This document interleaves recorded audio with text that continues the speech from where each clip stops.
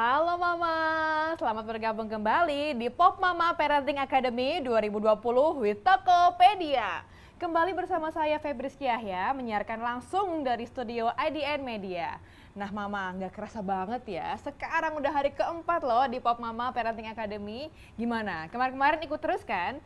Jangan sampai lewat ya Ma, karena semua acara-acara di sini bener-bener penuh info, penuh syarat dan kaya akan manfaat pastinya. Nah, kita akan mau lanjut ke sesi talk show selanjutnya, yaitu kalau sekarang kita akan membahas mengenai pentingnya pola tidur sehat untuk ibu hamil dan juga ibu baru. Nanti kita akan ditemani oleh Dr. Andreas Prasaja, beliau adalah pakar gangguan tidur. Wah, ini pasti tidurnya bermanfaat banget nih dokter ya.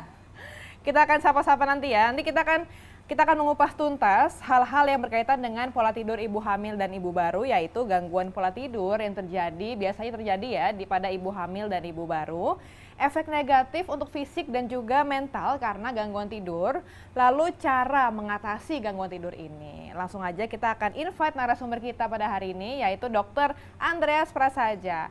Halo, selamat malam dokter, apa kabar? Halo, baik, gimana? Ya, baik juga saya dok. Boleh disapa-sapa dong dok, mama-mama di rumah. Halo Mama. Ceria banget sepertinya dokter ini ya. Pasti tidurnya nyenyak semalam dok ya. Wah, cukup banget. Oke, gimana dok? Sibukannya apa aja sekarang ini dok? Ya, saya masih praktek saja, kemudian ya memberikan webinar seperti ini. Oke, dokter ini praktek di mana dok?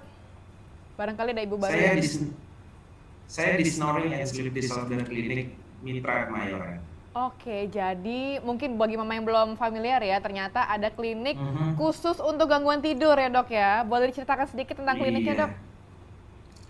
Iya. Ya, jadi klinik ini memang pertama kali saya bangun di tahun 2005 ya. Ini menjadi klinik gangguan tidur pertama di Indonesia, Snoring Wow. and Sleep Disorder Clinic yang pertama di Indonesia. Ya tentu saja memang secara spesifik eh, kami bergerak di bidang kedokteran tidur. Wow, dokter tidur atau dokter mimpi juga dok ya. Berarti ini khusus untuk biasanya mungkin orang-orang kalau misalnya mengalami gangguan tidur, itu biasa, itu nggak usah dianggap Mhm. enteng. Ternyata itu sangat bermanfaat Mhm. ya. Maksudnya sangat sangat berkaitan dengan kualitas kualitas tidur itu berkaitan dengan kualitas hidup tentunya dok ya. Tentu, tentu.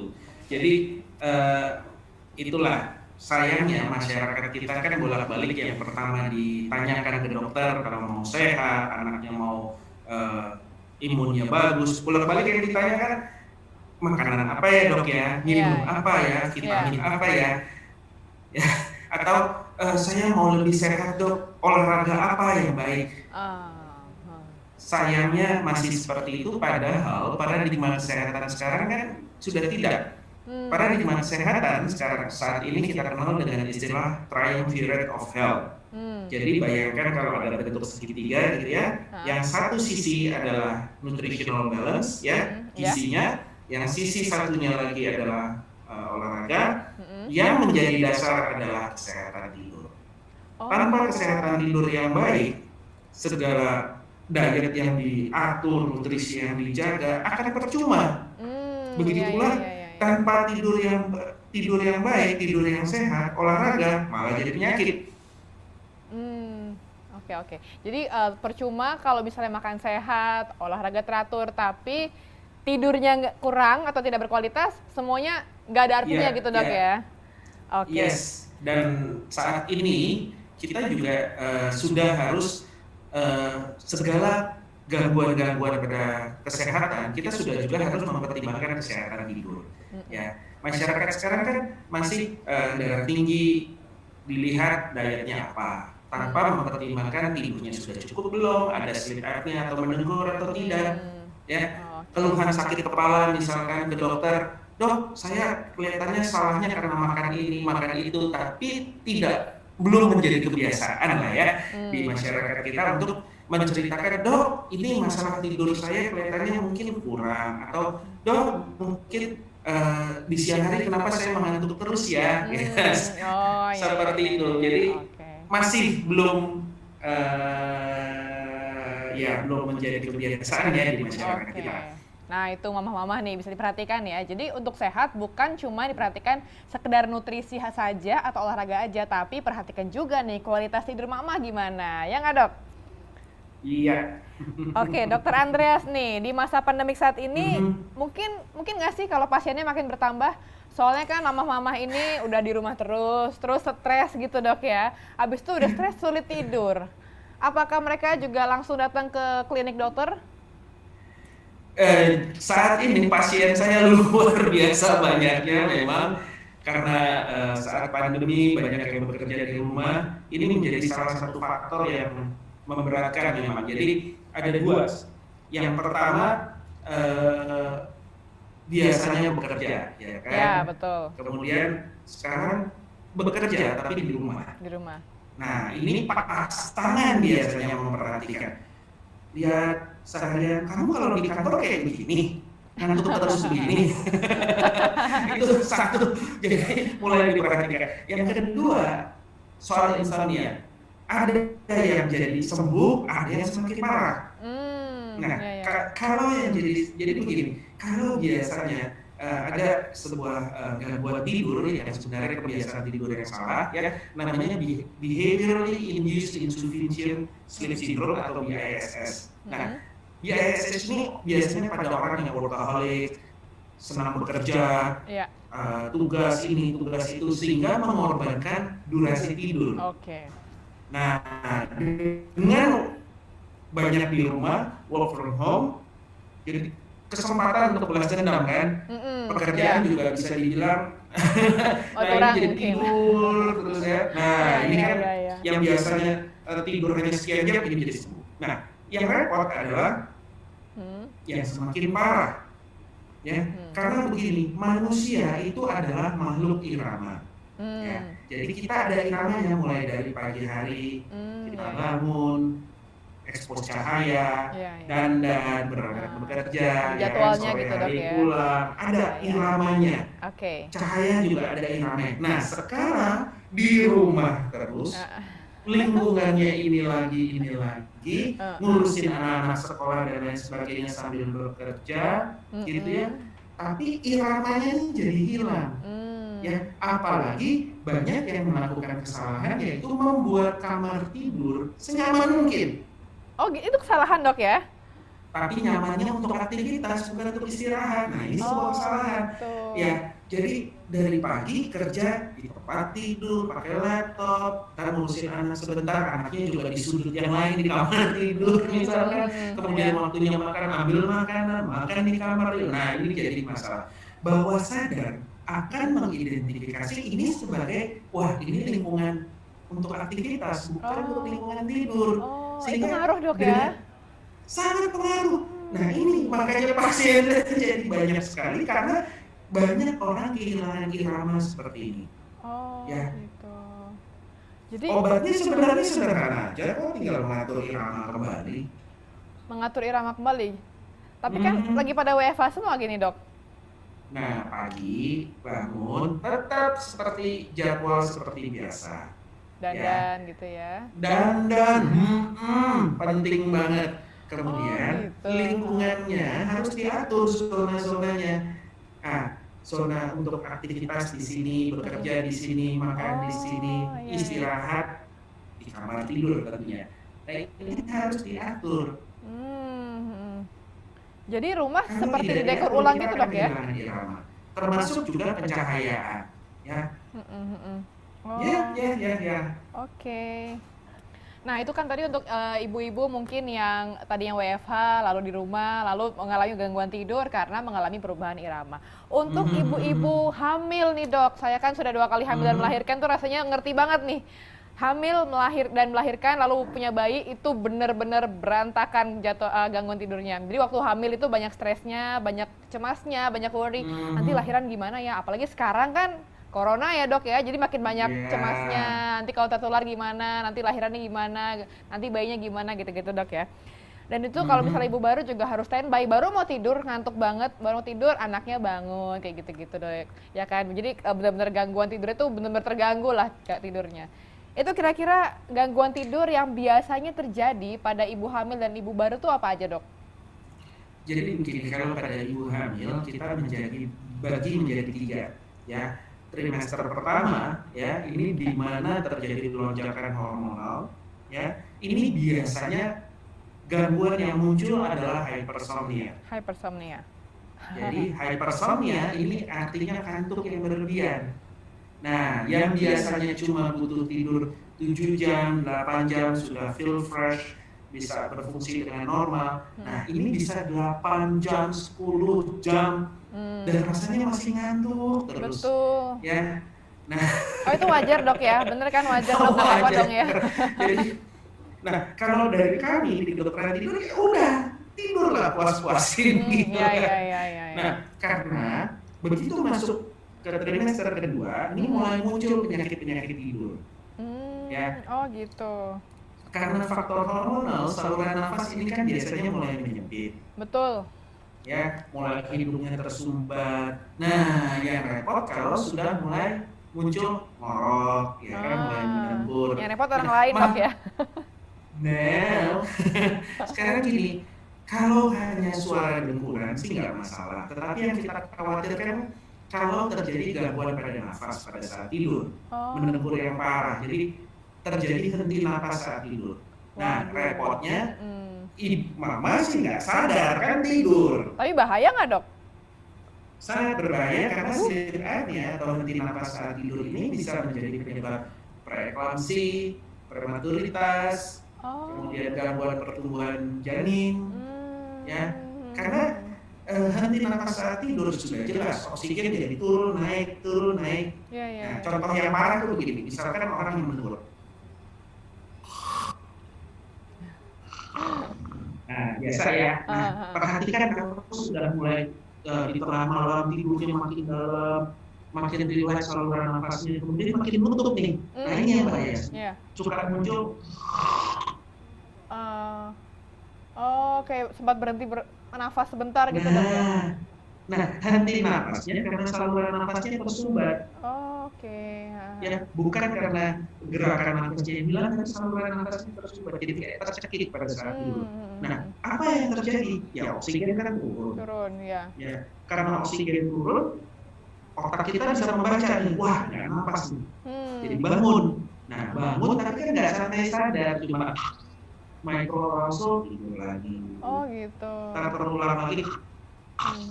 Nah, akibatnya proses tidur akan terpotong-potong. Ya. Nah, proses tidur yang terpotong-potong ini menyebabkan ya tubuhnya jadi nggak istirahat. Di pagi hari bangun nggak sadar, siang mengantuk, ya.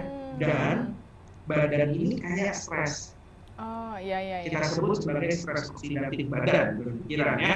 Nah, stres oksidatif inilah yang mengakibatkan sel-sel peradangan tinggi, ya. Dan ini yang berakibat buruk pada metabolisme tubuh. Jadi tekanan darah naik, gula darah cenderung naik, kolesterol meningkat, ya. Dan kalau pada mama yang paling berbahaya ya memang kita khawatir pada resiko preeklamsia. Preeklamsi, Jadi kalau trimester pertama tuh hypersomnia, maunya tidur terus gitu, Dok ya. Yang kedua tuh snoring dan juga sleep apnea yang bisa menyebabkan stres oksidatif. Yang trimester 3, Dok, gimana? Yang trimester ketiga, nah ini mulai timbul kecemasan, mikir ini gimana, udah gitu perut udah semakin besar. Nah ini kan akan menekan kandung kencing ya, bolak-balik harus ke belakang, tengah malam harus bangun, posisi tidur jadi serba salah, mau miring sini salah, terlentang sudah pasti sulit ya kan. Iya bener banget, semua serba salah, Dok ya. Paham banget ya. Terus udah gitu kalau semakin malam itu gerakan janin semakin aktif, Dok. Jadi malah iya kan, bukannya tenang malah jadi bangun lagi mau tidur. Ya, jadi kita harus mama ya harus ya kesempatan tidur. Ada kesempatan untuk tidur, manfaatkan untuk tidur. Nah, kalau posisi tidur di trimester ketiga memang disarankan miring ke sisi kiri. Ya, kenapa?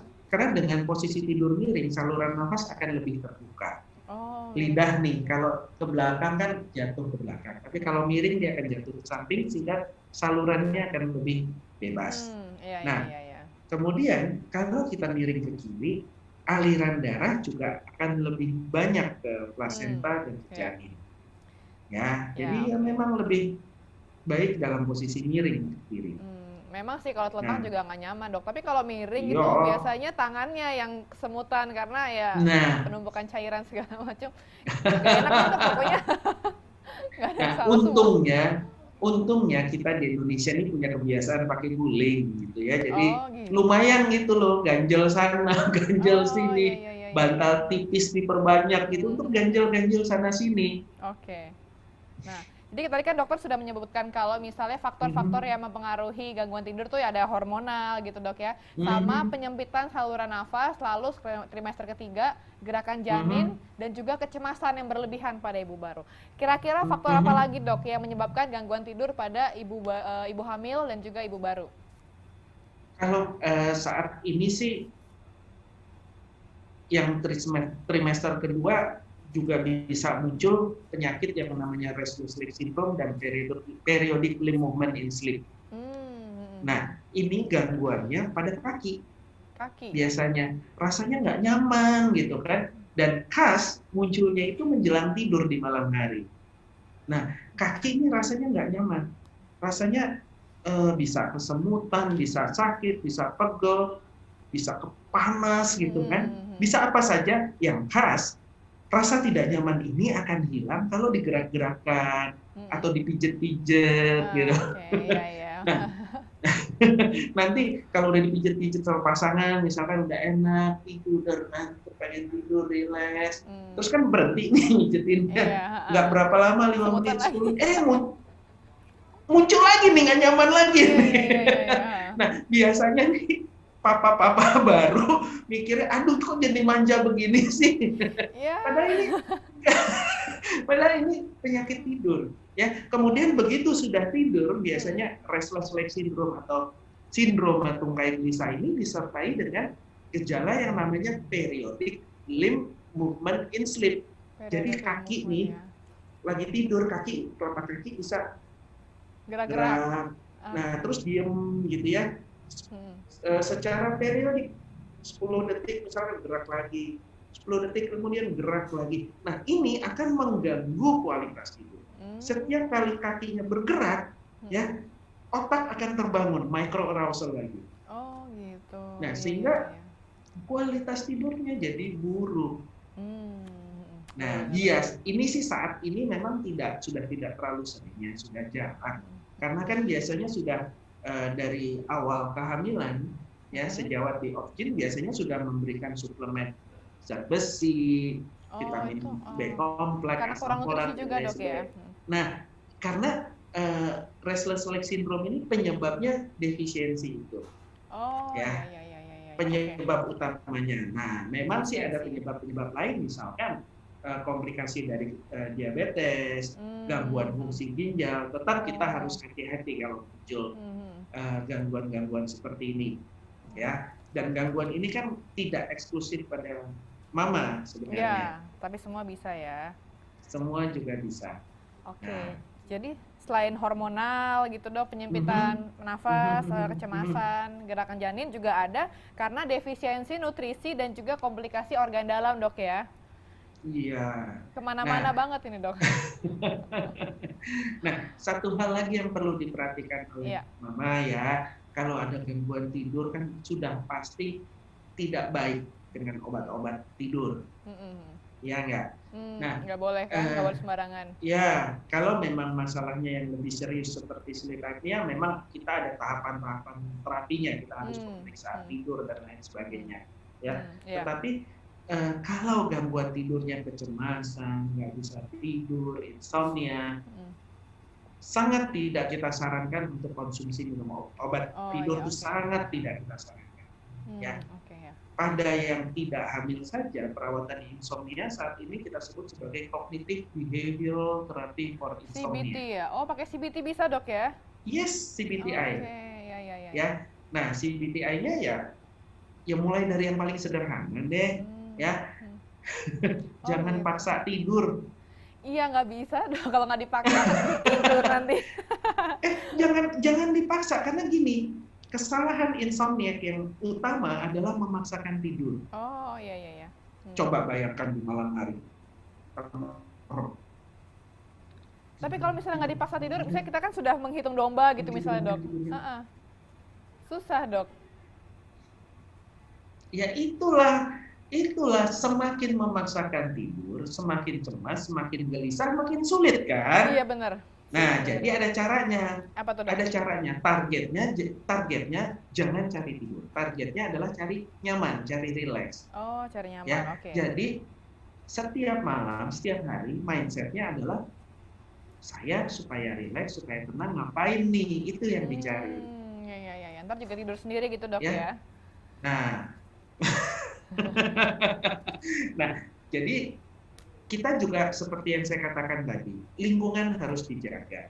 Kamar tidur ya hanya untuk tidur aja di malam Oh hari. iya iya iya. Ya, di siang hari, di sore hari, aktivitas di ruangan yang lain. Siang hari mau istirahat, silakan, tapi gunakanlah kamar yang lain. Supaya di malam hari, misal mau tidur jam 10, jam setengah 10 baru masuk ke kamar. Ya, masuk kamar udah sejuk, ya kan, kamarnya rapi, tempat tidurnya licin, gitu kan enak ya. Iya. Okay. Dekorasinya mungkin harus redekor kalau gitu dok ya, biar bisa tidur dok ya. Tadi kan dokter udah menyebutkan kalau misalnya ibu hamil itu kegangguan tidur bisa menyebabkan yang paling parah adalah apa tadi dok? Gangguan preeklamsi ya, oke kan? Kalau misalnya ibu baru, kalau ibu baru kurang gangguan tidur itu menyebabkan apa dok? Ya itu sama, akibatnya bisa ke hipertensi pada kehamilan, diabetes pada kehamilan, gangguan pertumbuhan janin, ya. Dan kalau ibu yang baru melahirkan maksudnya dok? Nah, mama yang baru melahirkan, waduh, pasti akan kekurangan tidur kira-kira 3-4 jam. Oh iya banget ya benar. Ya kan, karena kan jadi gini, gangguan tidur biasanya nih mama baru nih datang ke saya dengan keluhan gangguan tidur pada bayi. Padahal tidak ada gangguan tidur pada bayi. Pada ibunya. Yang ada adalah pola tidur bayi yang tidak sesuai, tidak sama dengan pola mama tidurnya kan, gitu, sehingga tidur orang tuanya jadi terganggu. Kalau ibunya terganggu tidurnya, ada pengaruhnya ke ASI nggak dok? Yes. Otomatis bisa akan berkurang karena hormon-hormon stresnya akan meningkat. Ya, jadi yang paling baik adalah gini loh, seorang mama baru harus memperhatikan kesehatan tidurnya. Benar. Kenapa? Karena si bayi akan menyontoh mama. Oh gitu ya dok. Ya, penting supaya mama juga tidurnya nggak terganggu, kan mengatur tidur bayinya dong. Iya. Ya. Prinsipnya atur cahaya. Atur cahaya. Oke. Di siang hari harus terang, ya kan. Pada saat tidur bayi ya, kalau 1 bulan pertama kan bisa tidur 18 sampai 20 jam, ya kan, tidur terus. Nah, lewat 1 bulan, mulai tuh ngakik. Iya, benar. Nah, kita harus mulai membiasakan, yaitu lingkungan. Sekali lagi kita mulai bedakan. Ya, di siang hari di ruangan yang mana, malam hari di ruangan yang mana, pencahayaannya juga berbeda. Tentu ya, malam hari lebih gelap, ya jangan gelap-gelap juga, nanti mau ganti diapers apa segala susah lagi kan. Ya, kemudian pada bayi, ya, prinsip kedua adalah satu tadi lingkungan ya. Prinsip kedua, usahakan supaya bayi ini tidur mandiri. Oh gitu, ya dilatih tidur mandiri dok ya. Dilatih, jangan biasakan tertidur dalam gendongan. Atau dalam kondisi menyusui, nggak boleh dok ya? Iya, jadi gini, yang paling baik adalah kalau kita lihat bayinya udah mau tidur nih, taruh. Dibiasakan seperti itu. Ya. Iya. Kalau orang tua kita kan istilahnya nanti bau tangan. Seperti that's true. Ya, kita harus mulai biasakan supaya apa? Nanti ketika sudah mulai 6 bulan gitu kan, pola tidurnya mulai terbentuk nih, mulai banyak malam, Oke. ya siang hari tidur siang hanya 2 kali gitu. Nah, kalau tengah malam terbangun, jangan langsung direspon. Oh, Kita lihat dulu supaya apa? Dia bisa terbiasa untuk tidur kembali oke, dengan ya, ya, ya, mandiri. oke.